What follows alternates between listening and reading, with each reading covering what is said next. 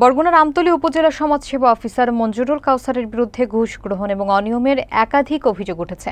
অভিযোগ রয়েছে, ক্যাপিটেশন গ্রান্টের টাকা তুলতে হলে তাকে 12% কমিশন দিতে হয় এবং নতুন নাম সংযোজন করতে হলে 75% ঘুষ দিতে হয়। বিস্তারিত থাকছে জয়নাল আবেদিন রাজুর প্রতিবেদনে। সরকারি নিয়ম অনুযায়ী এতিম ও অসহায় ছাত্রছাত্রীদের ভর্তির ক্ষেত্রে মাদ্রাসা কর্তৃপক্ষ 50% খরচ বহন করবে এবং বাকি 50% খরচের জন্য প্রতি মাসে প্রতি ছাত্রকে সমাজসেবা অধিদপ্তর থেকে 2000 টাকা দেওয়া হবে। এই অর্থ শিক্ষার্থীদের খাবার, চিকিৎসা এবং শিক্ষায় ব্যয় করার কথা, কিন্তু বাস্তবে ভিন্ন চিত্র দেখা যাচ্ছে। একাধিক মাদ্রাসায় গিয়ে দেখা গেছে বরাদ্দকৃত ছাত্র সংখ্যার চেয়ে উপস্থিত সংখ্যা অনেক কম। মাদ্রাসা কর্তৃপক্ষের অভিযোগ, এ বিষয়ে উপজেলা সমাজসেবা অফিসার মঞ্জুরুল কাউসার অবগত থাকলেও তাকে নিয়মিত টাকা দিলে কোনো সমস্যা হয় না। এক মাদ্রাসার সভাপতির অভিযোগ, প্রতিবার টাকা তুলতে গেলে আগে তার টেবিলে 12% টাকা রাখতে হয়, অন্যথায় চেক হাতে মেলে না।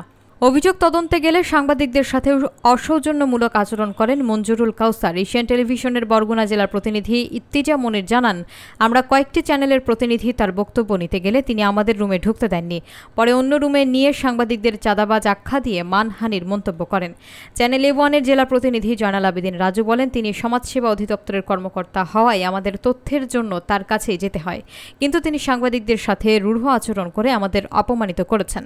এ বিষয়ে বরগুনা জেলা সমাজসেবা অফিসার মোহাম্মদ শহীদুল ইসলাম বলেন, সাংবাদিকদের সাথে অসৌজন্যমূলক আচরণ করার সুযোগ নেই। ঘুষ নেওয়ার বিষয়টি তদন্ত করে দেখা হবে, অভিযোগ প্রমাণিত হলে প্রয়োজনীয় ব্যবস্থা নেওয়া হবে।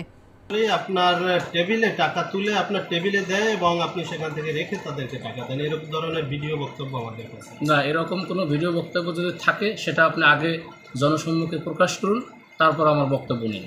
আগেই কন্ট্যাক্ট আমরা এখানে বাড়াই দেবো, প্রথমবার আমাকে এত দিতে হবে, আমরা যদি বারে প্রতিষ্ঠা পারি, কিন্তু হিসাবটা তো আমি দেবো,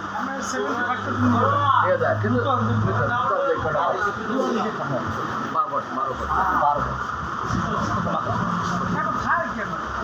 আপনি যদি 10 জন কথা হলো যাই কেনা 1 টাকা আসলে আমি করতে দিই, এই মূল বিষয়টা হইলে যদি 10 জন বাড়ান 75% টাকা দেওয়া লাগে। এটা প্রথমবার না, সবসময় 29 জন। ও টাকা দেয় কয়জনে? টাকা সবাই দেয়, খালি ও বাদে কত করে দেয়? 2000 টাকা, 1500, 1000 সবাই দেয়। আমি 2000 টাকা দিই। কয় হাজার দাও? 2000। আর বলছে আমি হিসাব দেবো। হ্যাঁ, এই পর্যন্ত স্যার আর হিসাব দেয়নি। বলছে এখানে 33 জন আমি আজকে পিটিশন। আপনার কাছে কিন্তু এভিডেন্স নেই। এভিডেন্সটা কি? আপনার এভিডেন্স নিয়ে আসেন। আপনার কি এভিডেন্স আছে? না, আমি গিয়ে আপনাকে যদি একটা চোর সাব্যস্ত করি যে আপনি চুরি করেছেন, এ বিষয়ে আপনি কিছু বলেন, সেটা কিন্তু প্রমাণিত হবে না। আপনাকে বলেছে যে আপনি বলেছেন, প্রশ্ন করেছেন যে কমিটিতে সমাজসেবা থেকে কমিটিতে কে প্রধান হবে সেটা নির্ধারণ করে দেওয়া হয়, সেই সংক্রান্ত আপনি এভিডেন্সগুলো দেন, তারপরে আমি কোনো সুযোগই নেই। প্রশ্ন করে না, এটা সাংবাদিক, আমি তো আগেই বলেছি, সাংবাদিক বহুরূপী সাংবাদিক আমি দেখেছি।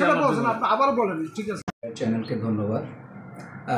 আসলে আপনাদের মাধ্যমে আমি আজকে বিষয়টা অবগত হলাম যে এই ধরনের কোনো বিল পাস করার ক্ষেত্রে উপজেলা সমাজসেবা অফিসার তাদের কাছ থেকে সুবিধা গ্রহণ করে থাকে। যেহেতু কোনো এতিমখানার ক্যাপিটেশন গ্রান্ট প্রাপ্ত কোনো এতিমখানার সভাপতি অথবা সম্পাদক এই বিষয়টা নিয়ে কখনো আমার কার্যালয়ে তারা আসেনি বা কোনো অভিযোগও দেয়নি, যার জন্য বিষয়টা আমি অবগত নই। এখন যেহেতু জেনেছি, যদি এই ধরনের কোনো বিষয় থাকে নিশ্চয়ই আমি এটা অনেক গভীরভাবে তদন্ত করা হবে এবং যাতে কোনো রকমের তারা বিল পাশের ক্ষেত্রে অফিসারকে বা কোনো স্টাফদেরকে কোনো ধরনের সুযোগ সুবিধা বা অর্থ লেনদেন না করে, এ ব্যাপারে আমি প্রয়োজনীয় পদক্ষেপ নেব। তারা হচ্ছে জাতির বিবেক, তারা সমাজের অসঙ্গতিগুলো তুলে ধরে, অনিয়মগুলো তুলে ধরে, কোথাও যদি কোনো দুর্নীতি থাকে সেগুলো তুলে ধরে এবং এগুলো তুলে ধরাই আমাদের জন্য এটা কাজ তাদের। এবং আমরা সরকারি চাকরি করি বা আমরা বিভিন্ন পেশায় যারা রয়েছে, এদের অসঙ্গতিগুলো তুলে ধরাই তাদের কাজ। সেক্ষেত্রে আমরা সাংবাদিকদেরকে আমাদের বন্ধু আমরা মনে করি, যেহেতু অসঙ্গতিগুলো সংশোধন করার সুযোগ থাকে তাদের প্রতিবেদনের মাধ্যমে। অতএব সাংবাদিকদের সাথে খারাপ আচরণ বা দুর্ব্যবহার করার কোনো সুযোগই নেই। এটা যদি কেউ করে থাকে, এটা নিঃসন্দেহে সে এটা এক ধরনের অপরাধ করেছে।